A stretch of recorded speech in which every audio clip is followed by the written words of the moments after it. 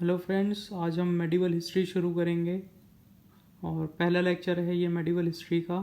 Time period is 1000 to 1200 AD और इस time period में अरब और टर्किश इन्वेजन होते हैं। मोहम्मद कासिम का इन्वेजन होता है, मोहम्मद गजनवी, मोहम्मद गौरी, इन दोनों के इन्वेजन्स होते हैं और राजपूत के बारे में हम डिस्कस करेंगे। तो टाइम पीरियड है 1000 टू 1200 एडी के बीच का। तो सबसे पहले प्रॉफिट मोहम्मद के बारे में पढ़ते हैं। प्रॉफिट मोहम्मद का जो जन्म है वो 570 एडी में मक्का सऊदी अरेबिया में होता है और 622 एडी में ये माइग्रेट करते हैं मक्का से मदीना और इस इवेंट को कहा जाता है हिजरा। तो इनका जन्म जो है वो 570 एडी में मक्का में होता है जो कि सऊदी अरेबिया में है और 622 एडी में ये मक्का से मदीना जाते हैं। इस इवेंट को बोलते हैं ये हम हिजरा। इसके बाद में आते हैं मोहम्मद कासिम।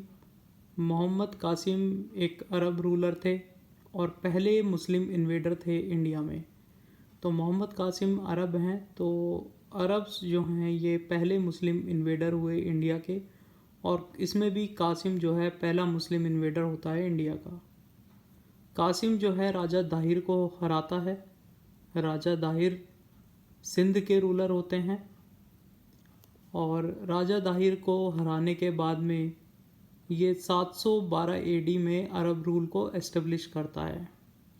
तो जो पहला मुस्लिम अटैक है और जो सिंध को कॉन्कर किया कासिम ने वो 712 एडी में ये घटना होती है।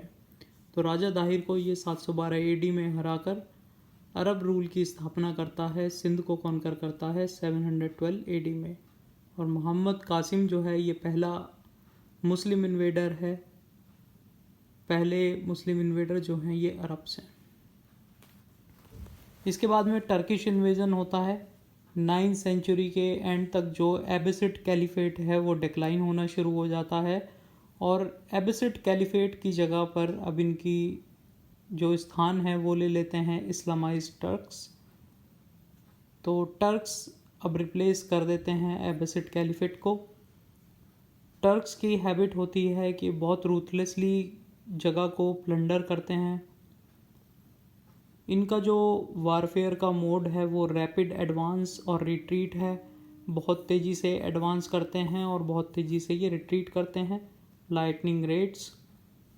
तो ऐसा ये इस वजह से कर पाते हैं क्योंकि इनके पास जो हॉर्सेस की क्वालिटी है वो बहुत ही एक्सेलेंट क्वालिटी है हॉर्सेस की और ये लंबी लंबी दूरी को कवर कर सकते हैं इन घोड़ों की मदद से। अब नॉर्थ में क्या सिचुएशन थी, गुर्जर प्रतिहार एम्पायर जो है वो ब्रेक हो चुका था जिसकी वजह से पॉलिटिकल अनसर्टेनिटी आ गई थी नॉर्थ इंडिया में और ये जो फॉरेन इन्वेजन्स हो रहे थे और जो टर्क्स की एमरजेंस हो रहा था उसको बहुत ज़्यादा अटेंशन नहीं पे की गई। 9th सेंचुरी तक काबुल, कंधार ये सब इंडिया के पार्ट हुआ करते थे। यहाँ पर बहुत सारी बुद्धिस्ट और हिंदू श्राइन्स थी जिसमें कि एक सबसे इम्पोर्टेंट जो बुद्धिस्ट स्टैचू है बामियान में, ये 53.5 मीटर की एक कोलोसल स्टैचू है बुद्धा की बामियान में। तो इस जगह पर ये जो पार्ट हैं काबुल और कंधार ये इंडिया के पार्ट हुआ करते थे 9th सेंचुरी तक और यहाँ पे बहुत सारी बुद्धिस्ट और हिंदू श्राइन्स हमें देखने को मिलती हैं। इसके बाद गजनवीड, ये जो एम्पायर है गजनवीड और गुरिड एम्पायर हम आगे पढ़ेंगे। ये बेसिकली अफ़गानिस्तान वाले रीजन के एम्पायर्स हैं। तो सबसे पहले हम देखते हैं गजनवीड को। इसके जो फाउंडर थे गजनवीद डायनेस्टी के ये थे अलप्तगीन और इनकी कैपिटल थी गजनी में। तो अलप्तगीन जो हैं ये फाउंडर हैं गजनवीद डायनेस्टी के। इसके बाद में आते हैं सुबुद्दीन। सुबुद्दीन के बाद में आता है मोहम्मद गजनवी या फिर महमूद ऑफ गजनवी। इसका जो टाइम पीरियड है दैट इज़ 998 टू 1030 एडी, जो कि हमने पहले स्टार्टिंग में बताया था कि हम टाइम पीरियड को पढ़ेंगे 1000 टू 1200 एडी के बीच का। तो मोहम्मद गजनवी का जो टाइम पीरियड है that is 998 to 1030 AD. Bharat में मोहम्मद गजनी की जो मेमोरी है वो एक प्लंडर के रूप में देखा जाता है और डिस्ट्रॉयर ऑफ टेम्पल। तो इसकी जो मेमोरी भारत में है वो एक प्लंडर की है और एक डिस्ट्रॉयर ऑफ टेम्पल की है। भारत में ये 17 बार रेड करता है। ही रेडेड इंडिया 17 टाइम्स। और इसकी जो शुरुआती रेड थी वो हिंदू शाही रूलर्स के खिलाफ थी। ये जो हिंदू शाही रूलर्स थे ये पेशावर और पंजाब पर रूल किया करते थे और इनकी कैपिटल जो थी वो वाई हिंद थी, जो कि आज मॉडर्न पेशावर है। तो इनिशियल रेड ये हिंदू शाही रूलर्स के खिलाफ करता है जो पंजाब और पेशावर वाला रीजन है, और हिंदू शाही रूलर्स की जो कैपिटल होती है वो वाई हिंद पेशावर होती है। बट मोहम्मद गजनी का कोई भी इरादा नहीं था कि वो एक परमानेंट एम्पायर को सेटल करे इंडिया में। So he did not wanted to establish a permanent empire in India.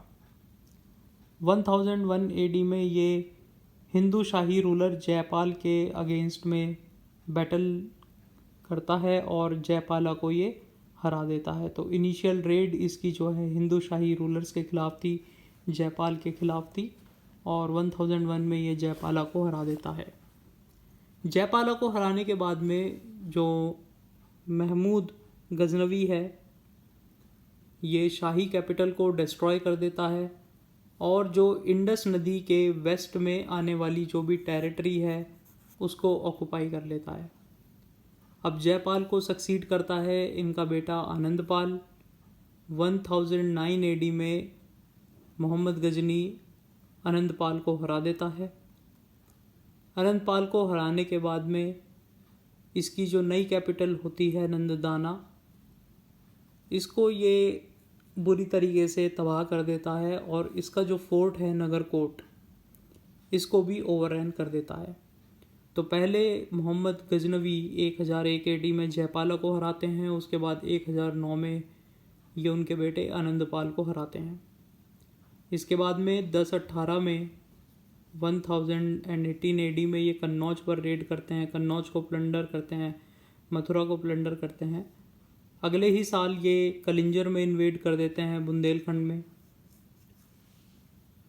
1025 AD में ये सोमनाथ टेम्पल पर रेड करता है और ये जो जगह होती है ये सोमनाथ टेम्पल बहुत ही रिच टेम्पल होता है और एक रिच पोर्ट भी होता है। इसका जो ऑब्जेक्टिव होता है मोहम्मद गजनवी का कि राजपूतों को एक शॉक दिया जाए। जब महमूद गजनवी जो हैं सोमनाथ को रेड करता है तो उस समय वहाँ के जो राजा होते हैं, राजा भीमदेव, वो वहाँ से भाग जाते हैं, जिसका फ़ायदा मोहम्मद गजनवी उठाता है और यहाँ का जो शिवलिंग है उसको तोड़ देता है और मंदिर में लूटपाट करता है। ये जो वेल्थ को प्लंडर कर रहा है महमूद गजनवी, इससे बहुत फ़ायदा मिलता है। इस वेल्थ की हेल्प से ये अपने स्ट्रगल को कंटिन्यू करता है सेंट्रल एशिया में, क्योंकि महमूद गजनवी सेंट्रल एशिया में भी लड़ाइयाँ लड़ रहा है। तो इंडिया में जो वो प्लंडर करके वेल्थ को ऑक्युपाई कर रहा है उस वेल्थ को वो सेंट्रल एशिया में यूज़ करता है। Also he did not want to give time to the princes in India to regroup and to combined against him. तो अब ये जो रेड करता है ये अल्टरनेट रेड करता है। एक बार सेंट्रल एशिया में रेड करेगा, अगले साल फिर इंडिया में रेड करेगा। तो इसका ऑब्जेक्टिव बहुत ही क्लियर है कि इस तरीके से रेड की जाए कि इंडिया में जो किंग्स हैं उन्हें रीग्रुप होने का मौका ना मिले। तो इसकी जो रेड हैं वो अल्टरनेट रेड होती हैं इंडिया और सेंट्रल एशिया में। इंडिया में ये वेल्थ को प्लंडर करता है, उस वेल्थ को यूज़ करता है ये सेंट्रल एशिया में ताकि वहाँ पर युद्ध लड़ा जाए, और अगले ही साल वापस आके फिर इंडिया में रेड करता है जिससे कि इंडिया में जो किंग्स हैं वो ग्रुप ना बना लें। तो अल्टरनेट रेड करता है ये महमूद गजनवी इंडिया और सेंट्रल एशिया में। ये सिल्वर कॉइन्स को इशू करता है जिसमें उस कॉइन के एक साइड पर संस्कृत लेजेंड हमें देखने को मिलते हैं। तो संस्कृत में लिखावट हमें देखने को मिलती है इसके सिल्वर कॉइन्स पर।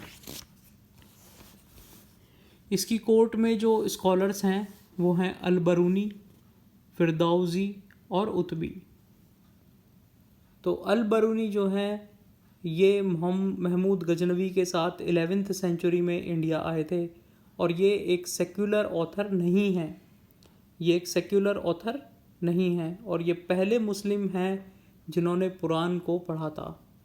ही was the first Muslim to study the Quran और ये महमूद गजनवी के साथ में 11th सेंचुरी में ये अल-बरूनी जो हैं इंडिया में आते हैं और ये सेक्युलर ऑथर नहीं है और ये किताब लिखते हैं तहकीक-ए-हिंद। फिरदौसी लिखते हैं शाहनामा और उतबी जो हैं ये एक हिस्टोरियन हैं, ये किताब लिखते हैं किताबुल यमनी और तरीक़-ए-यमनी। तो ये इनकी किताब है। तो आज के लिए हम यहीं पर रोकेंगे महमूद गजनवी तक। इसके बाद में राजपूत्स के बारे में पढ़ेंगे हम नेक्स्ट लेक्चर में, राजपूत की सोसाइटी के बारे में पढ़ेंगे। तो नेक्स्ट लेक्चर में हम राजपूत्स को देखेंगे। तो आज के जो बुलेट पॉइंट्स हैं वो कुछ इस तरीके से हैं कि जो प्रॉफिट मोहम्मद का जो जन्म है वो 517 AD में मक्का सऊदी अरेबिया में होता है और सबसे पहला मुस्लिम जो इन्वेड करता है इंडिया में वो होता है कासिम। तो कासिम जो है पहला मुस्लिम इन्वेडर है इंडिया में और ये कासिम जो है ये अरब से आता है। तो अरब्स जो हैं वो पहले मुस्लिम इन्वेडर होते हैं इंडिया में। तो कासिम आके सबसे पहले राजा दाहिर को हराता है। दाहिर जो हैं सिंध के रूलर होते हैं। तो 712 AD में ये दाहिर को हराता है। तो अरब रूल जो एस्टेब्लिश होता है वो 712 AD में होता है। तो पहला मुस्लिम अटैक या फिर सिंध का जो कॉन्कर है जो कासिम करता है या फिर अरब का कॉन्क्वेस्ट जो होता है वो 712 AD में होता है। इसके बाद जो गजनवी डायनेस्टी है उसके जो फाउंडर हैं वो हैं अलब्तगीन और महमूद गजनवी जो हैं वो 17 बार रेड करता है इंडिया में, पर ये कोई परमानेंट एम्पायर एस्टेब्लिश नहीं करना चाहता है इंडिया में, इसका ऐसा कोई मकसद नहीं है। इसके अलावा ये सिल्वर कॉइन इशू करता है जिसके एक साइड पर हमें संस्कृत लेजेंड्स देखने को मिलते हैं। इसकी कोर्ट में 3 स्कॉलर्स हैं अल-बरूनी, फिरदौसी और उतबी। अल-बरूनी जो हैं ये एक संस्कृत स्कॉलर हैं, टिग्नोमेट्री में एक्सपर्ट हैं और पहले मुस्लिम हैं जो कुरान पढ़ते हैं और महमूद गजनी के साथ में ये 11th सेंचुरी में आते हैं और सेक्युलर ऑथर ये नहीं हैं। फिरदौसी लिखते हैं शाहनामा, उतबी एक हिस्टोरियन है। तो ये सारी चीज़ें हमने देखी। नेक्स्ट लेक्चर में राजपूत्स के बारे में हम देखेंगे एंड राजपूत्स के बाद में मोहम्मद गौरी को हम देखेंगे, मोहम्मद गौरी का कार्यकाल और कॉजेज़ ऑफ डिफीट्स ऑफ राजपूत्स।